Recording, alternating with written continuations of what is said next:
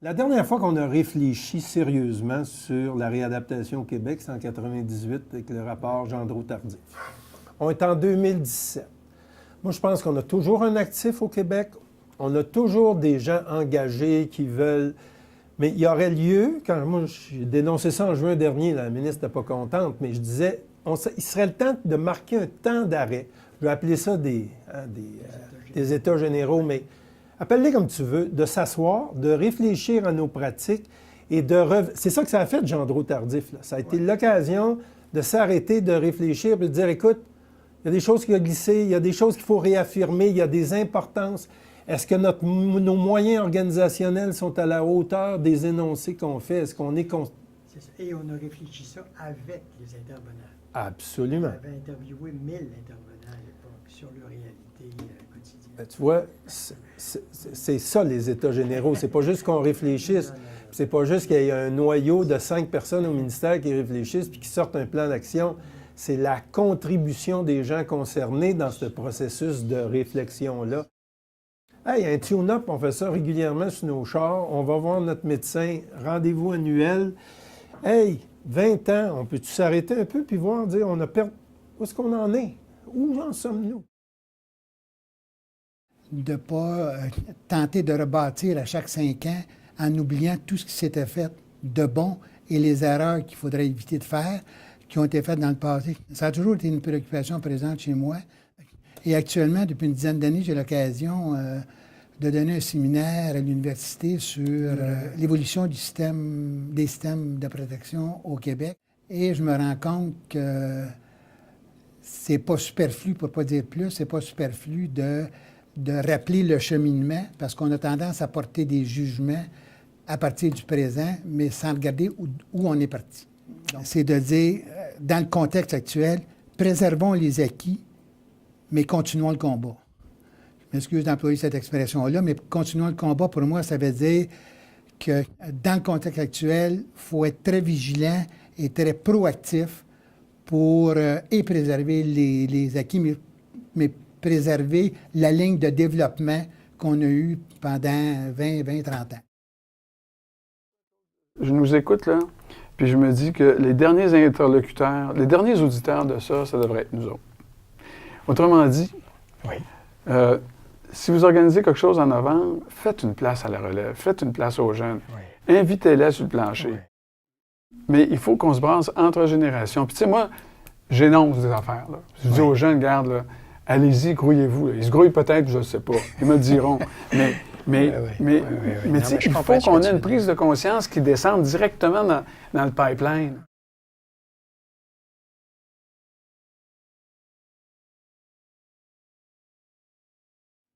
Bien, écoute, parce que, à mon sens, c'est peut-être l'élément le plus sensible du travail éducatif.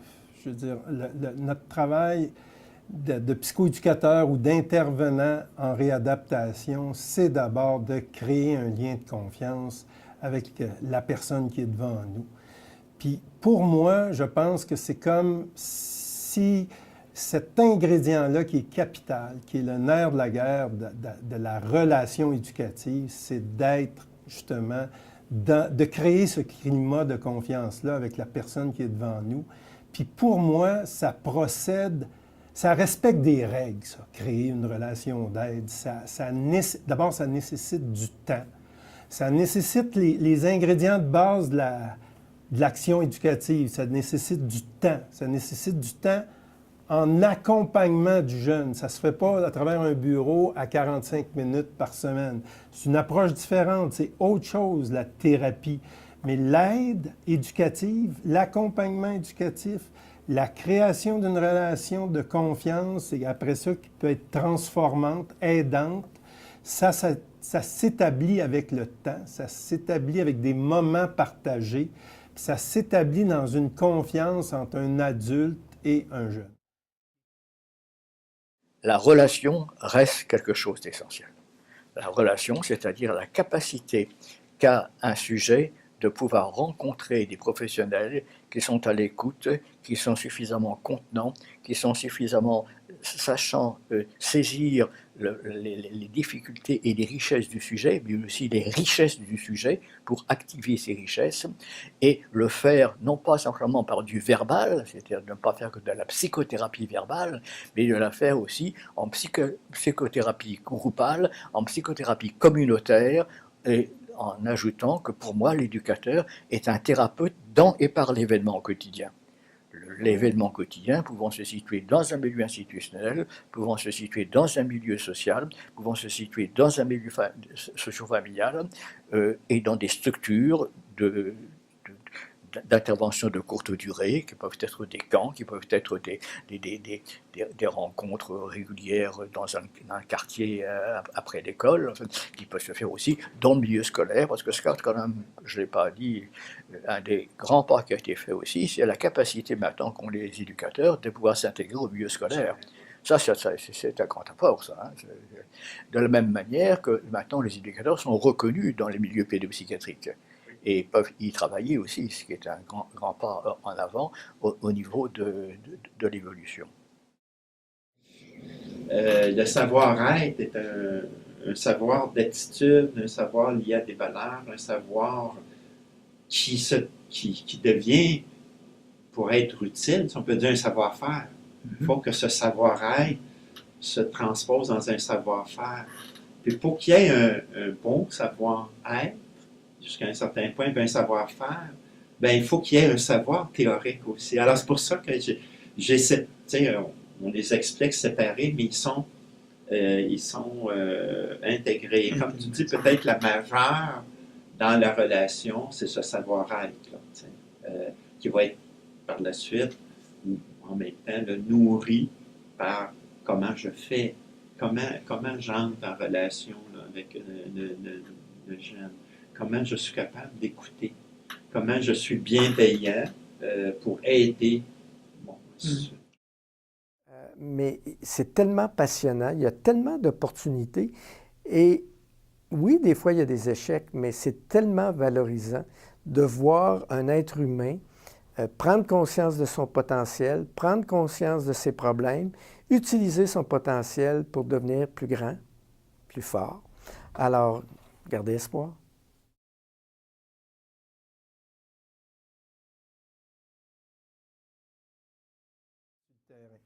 Alors, à mon sens, un des éléments qui se fait sentir, c'est que les gens se font enseigner pendant, peu importe, cégep, université.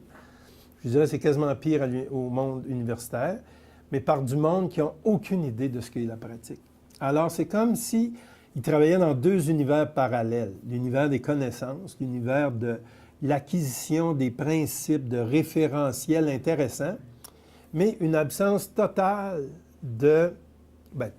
une absence importante de traduction de ça dans le réel. Alors, et les stages, qui étaient une partie importante de la formation il n'y a pas si longtemps, ça aussi, ça s'en va en peau de chagrin. Là. Écoute, la troisième année de notre formation, nous autres, on passait 35 heures sur le plancher, en plus des cours. Je veux dire, il n'y a plus rien de comparable à ça. Puis je pense pas que c'est pas des réminiscences du passé, là, mais c'est cette connexion-là où ça oblige les milieux à développer davantage, quand tu reçois un nouveau formé, un jeune professionnel, à mettre des conditions de pratique, des mentorats, Tu sais, il y a peut-être... Mais il faut le nommer pour ça. Il faut être capable de le reconnaître puis d'identifier qu'ils ont peut-être une bonne tête, mais dans le savoir-faire, ils en ont peut-être échappé un maudit bout. Puis l'autre affaire qui s'échappe peut-être un peu, c'est l'importance du savoir-être. Alors moi, des fois, là, je fais juste regarder, puis je me dis « Oh boy! Ça, c'est l'éducateur, ça. » Des fois, on a de la misère à confondre c'est qui l'aidant puis c'est qui l'aidé. Ça aussi, là, quelque part, parce qu'on savait que c'était la conjugaison. On sait ça, là, du savoir, du savoir-faire, du savoir-être. Tout le monde dit ça, là. Mais dans les faits, quels sont les moyens qu'on se donne pour réaffirmer ça? Il y a encore là, il y a de la matière. Il y a matière à réflexion puis il y a matière à ajustement. Les éducateurs, je crois, ont été inégalement préparés à leur tâche professionnelle par les écoles de formation. on fonctionne toujours par des mouvements de balance. Hein. Là, il y avait entre guillemets, une mainmise d'une pensée, qui était la pensée psychoéducative avec ses étapes, etc., qui était quand même très pensée, effectivement, pour les institutions et non pas pour le milieu ouvert, etc.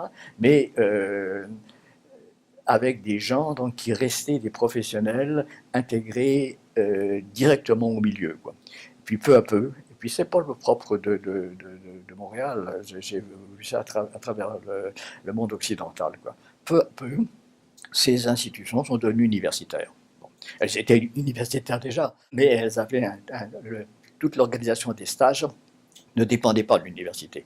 Donc ça créait une sorte de possibilité de pouvoir faire des choses où on intégrait plus facilement la théorie et la pratique. Et puis peu à peu, ces écoles de formation, compte tenu des pressions universitaires, compte tenu des conditions promotionnelles, etc., se sont beaucoup axées sur la théorie, se sont beaucoup axées sur les recherches, se sont beaucoup axées sur les doctorats, se sont beaucoup axés sur les maîtrises, etc. Et je pèse mes mots en le disant, parce que j'ai vu dans mes services à Sainte-Justine des éducateurs travaillant il y a 25 ans, puis travaillant à 20 ans, puis travaillant à 15 ans, et j'ai vu la diminution de leur capacité professionnelle de maîtriser les enfants. Ça, c'est très, très, très nettement. C'est-à-dire qu'ils paraissaient complètement désarmés par rapport à des formes de troubles qui étaient graves, bien sûr, mais enfin, et en particulier dans tout le domaine de la technique d'activité, dans tout le domaine de savoir comment gérer la relation en s'ajustant aux troubles, etc. Ils me paraissaient très, très démunis.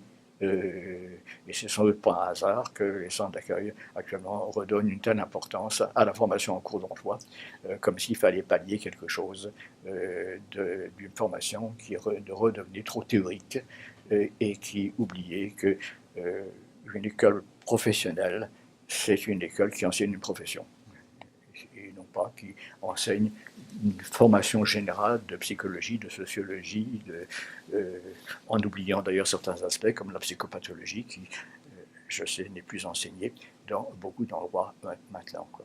Mais le perfectionnement continu est absolument nécessaire dans toutes les professions. Si nous ne nous perfectionnons pas durant tout le temps, nous devenons des analphabètes de notre profession. Alors qu'on a l'impression d'acquérir quelque chose parce qu'on est dans la répétition et dans la rigidité. Donc,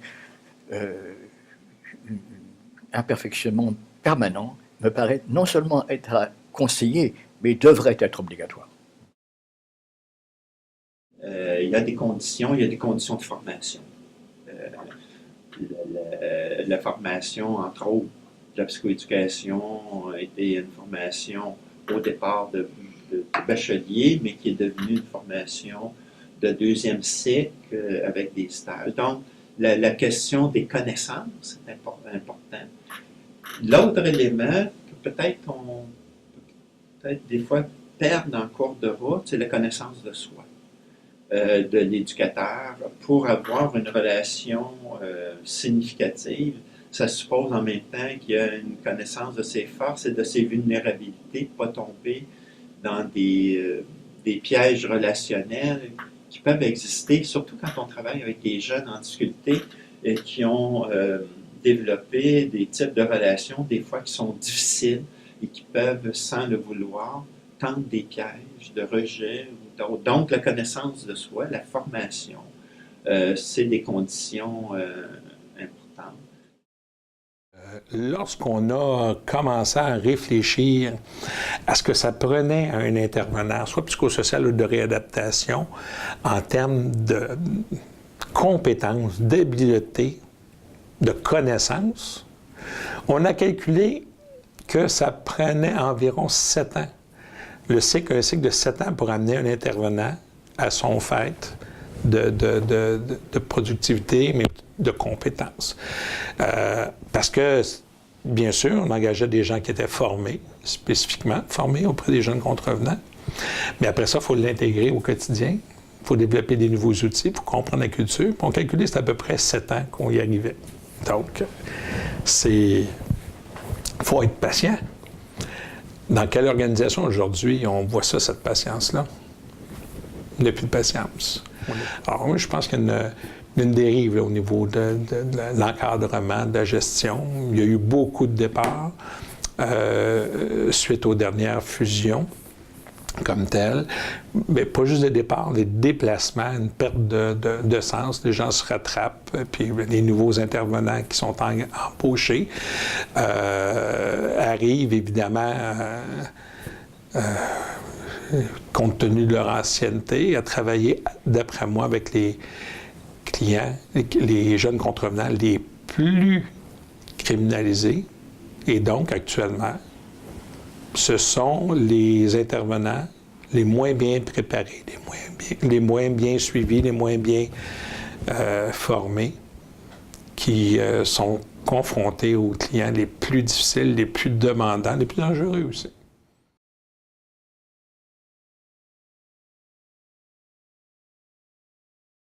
Je pense qu'en tout cas, en termes de formation, il y a une pléiade de formations qui leur est destinée. Le défi, c'est que ces gens-là, ça prend quand même un certain temps avant de pouvoir recevoir l'ensemble des formations. Puis après ça, les recevoir, c'est une affaire. Il faut intégrer tout ça dans la pratique. Fait que c'est sûr que c'est pas au premier jour, très certainement. En même temps, c'est un milieu difficile, hein? C'est un milieu exigeant. C'est un travail exigeant à travailler en protection de la jeunesse. Puis c'est pas juste une question de connaissances théoriques, là. C'est aussi une question, je dirais, de sécurité personnelle, c'est une question de maturité, puis ça nécessite un soutien clinique à la hauteur des besoins. Dans un contexte où il y a toute une mobilité du personnel, où il y a beaucoup de nouveaux en apprentissage, c'est sûr que, je dirais, les chefs, les adjoints, les conseillers cliniques sont essentiels. Puis est-ce qu'ils peuvent répondre à tous les besoins? J'aurais du mal à le dire, mais en tout cas, c'est clair que les besoins sont grands, puis faire correspondre tout ça, c'est un défi au quotidien. Ce sont des êtres humains qui aident d'autres êtres humains. Hein. On n'a pas d'équipement médical surspécialisé comme dans un centre hospitalier. On est notre propre outil de travail. Donc, si les gens ne vont pas bien, forcément, il va en avoir un impact sur l'offre de service. Donc, on doit vraiment mettre en place les conditions pour soutenir les intervenants dans un travail qui n'est pas du tout facile. On le sait, puis ça, c'est tout aussi vrai en première ligne qu'en deuxième ligne. On côtoie des familles dans des situations extrêmement prenantes, émotivement. C'est un travail prenant. Donc, les intervenants ont besoin de formation, de soutien, d'un ensemble d'éléments dans leur milieu de travail pour leur permettre de faire un travail difficile comme celui qu'ils font avec brio. Et je dirais que les ratios au niveau des gestionnaires versus les employés, c'est toujours quelque chose, excusez-moi, dans les centres jeunesse qu'on a essayé de soutenir comme orientation, je dirais, pour vraiment s'assurer que les équipes ne deviennent pas trop grandes pour ne pas être capables de donner le soutien requis aux intervenants praticiens. Donc, c'est quelque chose dans le réseau, dans notre transformation actuelle qu'on est en train de vivre, qu'il faut défendre, à mon sens. Puis c'est sûr que ces ratios-là peuvent varier dépendamment du travail effectué dans le quotidien. Et ces chefs de division-là, ils avaient plusieurs intervenants. Ils avaient pas seulement l'encadrement à donner, mais ils avaient aussi la charge des cas à gérer et les statistiques, et à répondre à d'autres supérieurs si la liste d'attente était trop forte. Alors, ils n'avaient pas toujours le temps à donner aux intervenants. Et je pense qu'on devient, comme gestionnaire, on devient très responsable de ça, parce que il y a des intervenants qui commencent, qui sont jeunes, qui auraient des capacités, des possibilités de se développer et qui, à un moment donné, vont frapper un mur parce qu'on ne les a pas assez encadrés.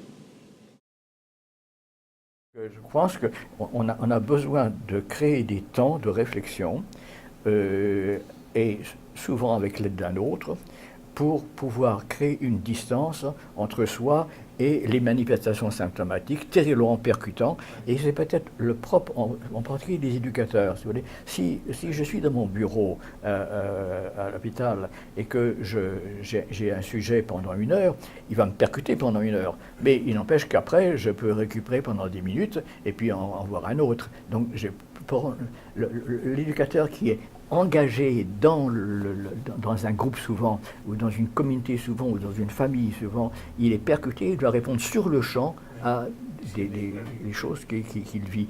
Donc il a besoin de prendre des temps de recul. Alors ces temps de recul peuvent se faire en individuel, des temps de recul peuvent se faire en groupe, ce qu'on appelait autrefois des balines, ça peut se faire aussi en écrivant, en s'écrivant des choses.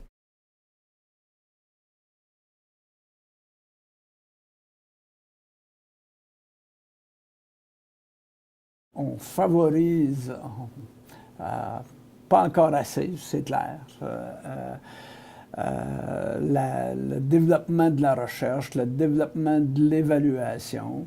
Ce qu'on a fait à travers, entre autres, INES, mais qui avait été débuté dans des organisations, dans certaines organisations quand même, toute la question de l'évaluation des technologies, des modes de pratique. Et cette évaluation-là, elle est basée sur à la fois la recherche de données probantes. Qu'est-ce qui existe, des revues de littérature, qu'est-ce qui existe et qui est capable de permettre qu'on s'appuie pour... Mais c'est aussi basé sur l'expérience. Et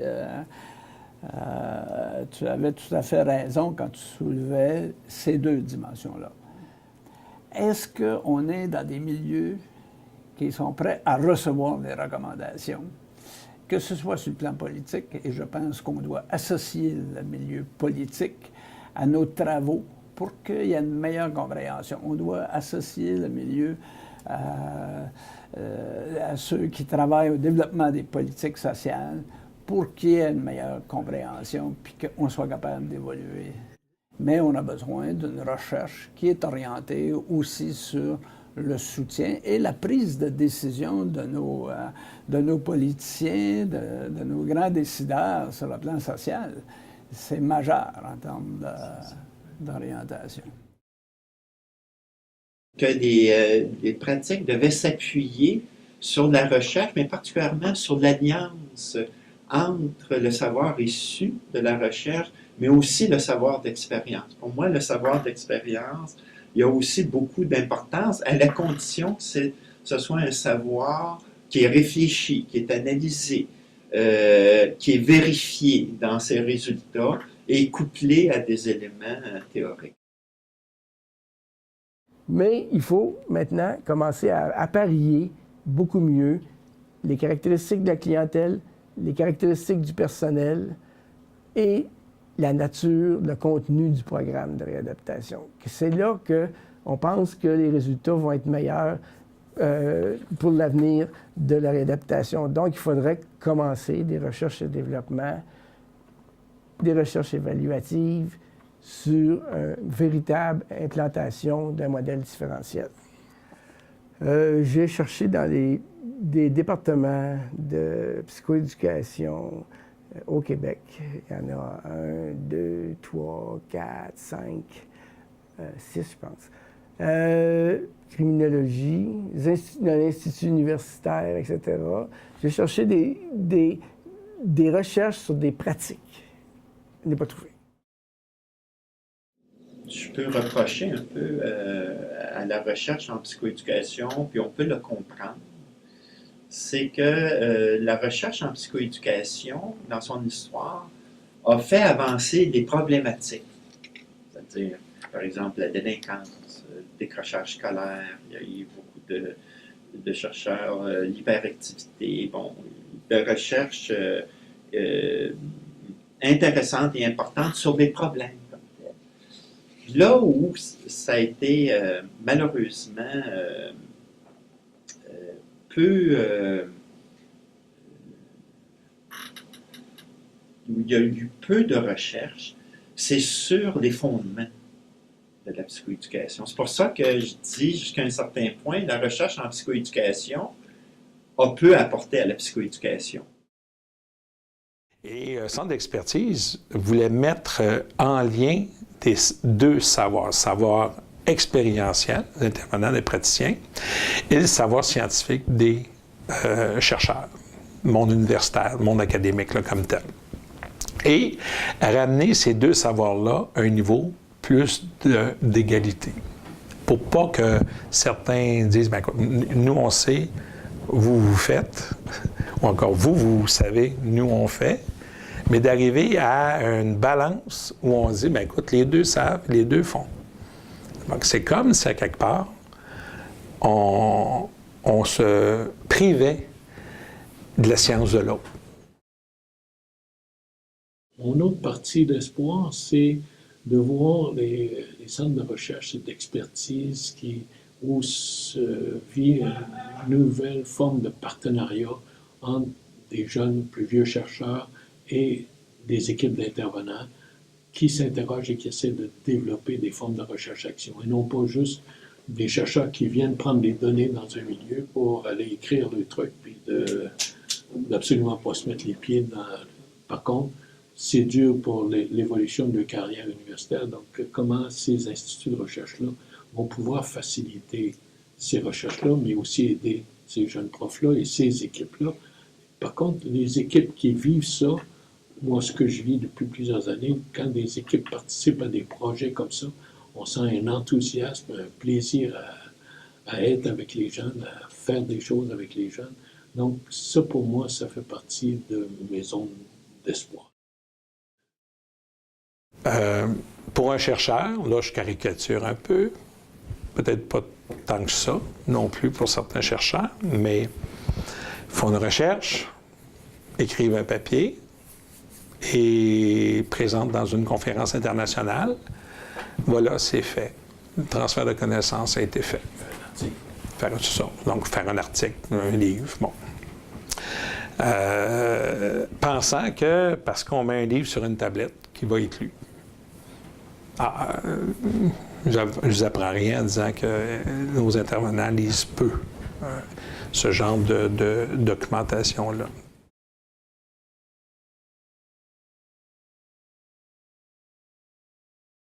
La réforme actuelle, c'est d'arrêter de travailler en silo. Nos organisations, même par rapport aux communautaires, ont travaillé en silo. Bon, le communautaire a toujours de la difficulté à bien se faire reconnaître. Et je pense que c'est là une des forces quand on travaille ensemble.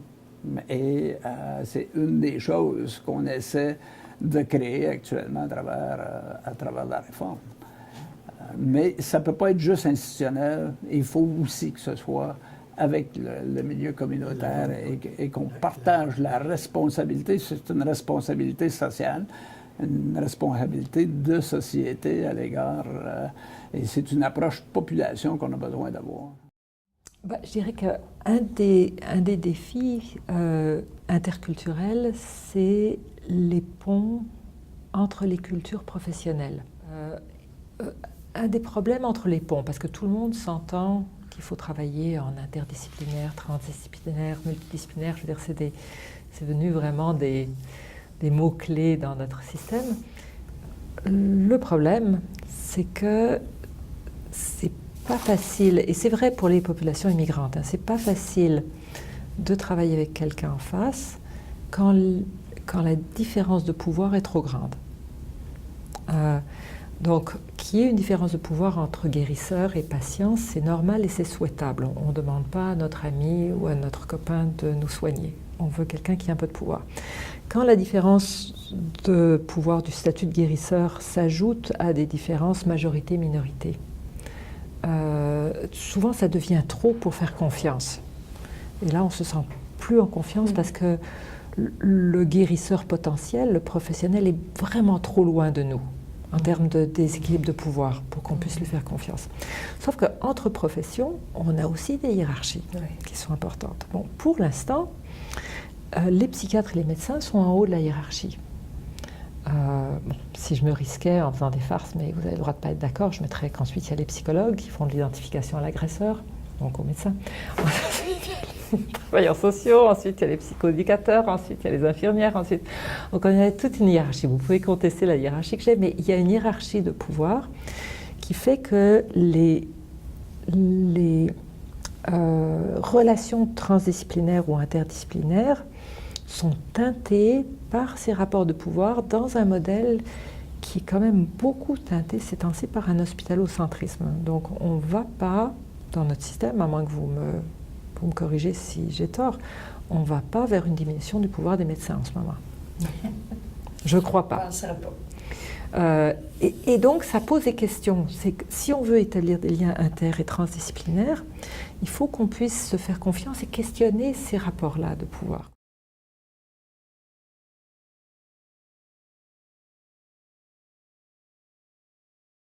Combien de fois on les a oubliés?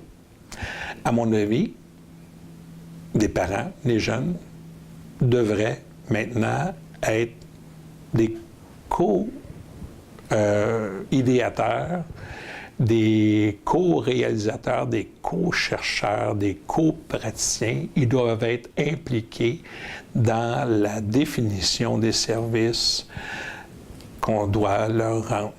On a trop souvent encore isolé les parents et même les jeunes dans leur propre démarche de réadaptation. Je pense que tous les acteurs sont capables de contribuer à ce qu'on pose un regard critique autour de ça. Puis quand je dis tous les acteurs, je pense d'abord aux jeunes et aux parents, qui sont ceux qui reçoivent de nos services. Je pense qu'ils peuvent nous aider à poser un regard autour de ça. Quand on fait des projets d'amélioration, maintenant, on les invite de façon plus systématique. Ouais. On les sonde aussi de façon plus systématique. On va chercher leur point de vue. Jusqu'à maintenant, dans le réseau, l'approche patient-partenaire, nous, on aime dire plus parents-partenaires, jeunes partenaires, clients-partenaires, mais comment on peut mobiliser nos usagers dans l'offre de service qui leur est destinée et au-delà de leur prestation de service individuel. Donc, je m'explique, on est en train d'essayer de voir comment on peut vraiment profiter de l'expertise qu'ils ont.